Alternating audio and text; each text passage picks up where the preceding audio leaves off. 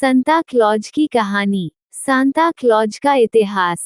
कहते हुए लाल सफेद कपड़ों में बड़ी सी श्वेत दाढ़ी और बालों वाले, कंधे पर गिफ्ट से भरा बड़ा सा बैग लटकाए, हाथों में क्रिसमस बेल लिए सांता को तो आप जरूर जानते होंगे। क्रिसमस पर आप इनसे मिले भी होंगे या फिर टीवी अखबारों में इन्हें देखा होगा। बच्चों के प्यारे सांता, जिन्हें क्रिसमस फादर भी कहा जाता है, हर क्रिसमस पर बच्चों को चॉकलेट्स, गिफ्ट्स देकर बच्चों की मुस्कुराहट का कारण बन जाते हैं। तभी तो हर क्रिसमस बच्चे अपने सांता अंकल का बेसब्री से इंतजार करते हैं। माना जाता है कि सांता का घर उत्तरी ध्रुव में है और वे उड़ने वाले रेनडियर्स की गाड़ी पर चलते हैं। सांता का यह आधुनिक रूप 19वीं सदी से अस्तित्व में आया, उसके पहले ये ऐसे नहीं थे। आज से 1500 साल पहले जन्मे संत निकोलस को असली सांता और सांता का जनक माना जाता है। हालांकि संत निकोलस और जीसस के जन्म का सीधा संबंध नहीं रहा है, फिर भी आज के समय में सांता क्लॉज क्रिसमस का अहम हिस्सा हैं।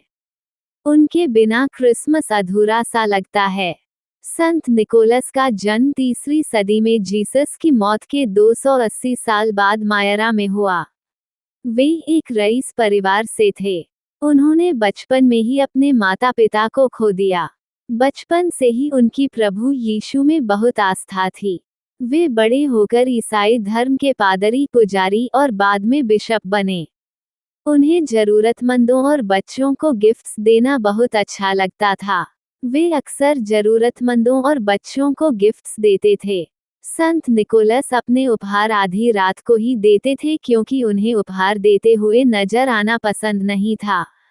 वे अपनी पहचान लोगों के सामने नहीं लाना चाहते थे। इसी कारण बच्चों को जल्दी सुला दिया जाता। आज भी कई जगह ऐसा ही होता है। अगर बच्चे जल्दी नहीं सोते तो उनके सांता अंकल उन्हें उपहार देने नहीं आते हैं। संत निकोलस की दरियादिली की एक बहुत ही मशहूर कहानी है कि उन्होंने एक गरीब की मदद की, जिसके पास अपनी 3 बेटियों की शादी के लिए पैसे नहीं थे और मजबूरन वो उन्हें मजदूरी और देह व्यापार के दलदल में भेज रहा था।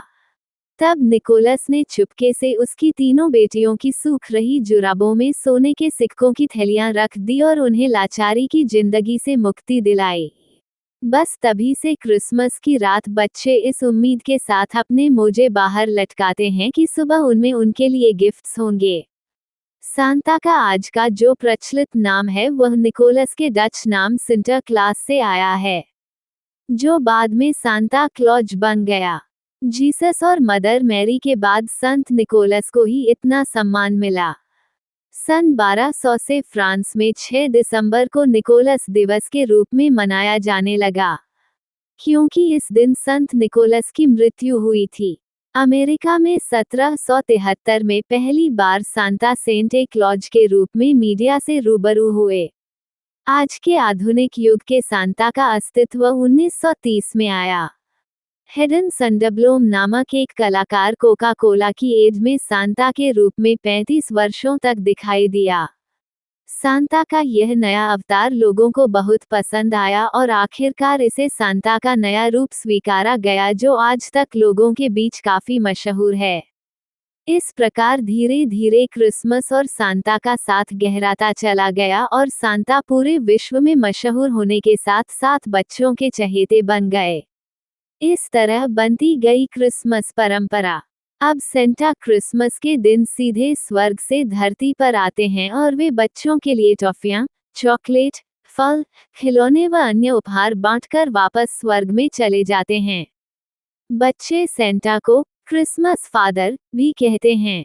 ईसाई समुदाय के बच्चे सेंटा को एक देवदूत मानते रहे हैं।